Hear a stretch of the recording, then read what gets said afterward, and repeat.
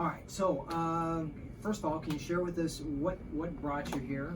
What was the symptoms that made you come and see us here at Centers of America? Yeah, I started to have really bad back pain and got to the point where it was just getting worse and worse and worse. And I could tell the inflammation was getting worse because I had sciatica pain down my leg. And How far was it going down your leg? All the way to my ankle. This, okay. Yeah. And so it became really uncomfortable. I couldn't sleep. I was popping Advil, which I don't like doing. And I decided I needed to come in. And it was hard to walk at that point. Now, I know you've had decompression in the past. That was quite a few years ago? Yeah. 8 years ago, maybe. And you had good results with back then, I had right? great results, yeah. Fantastic. And then, so you started treatment, and what?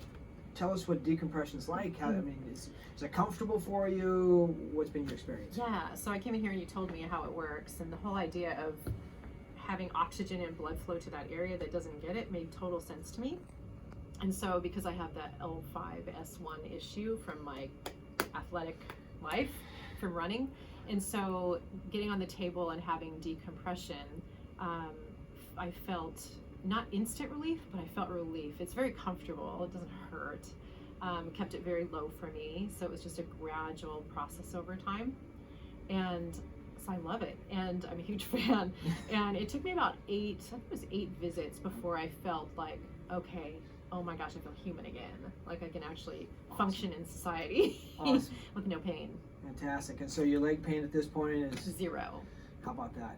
Yeah. Anything else you think you'd like to share about your experience, or anything that anybody who's kind of thinking about decompression, what would you share with them? Yeah, I mean, decompression is what you think it is. You know, it just kind of very, very gently pulls you apart just in a very safe way to the place where you do get that blood flow and that oxygen, and you do find almost instant relief from the sciatica pain. But I'm just a huge fan of it, and I highly recommend it. And they've obviously changed the way that it's done now. The tables are much more advanced. Sure. Can you tell? That's a question I've never asked anybody. Compare your 8 years ago to what you experience now, because there has been a lot of advances in the last 10 years. Yeah, it's funny. I remember being on the table and being scared to death. And I remember it hurting a little bit.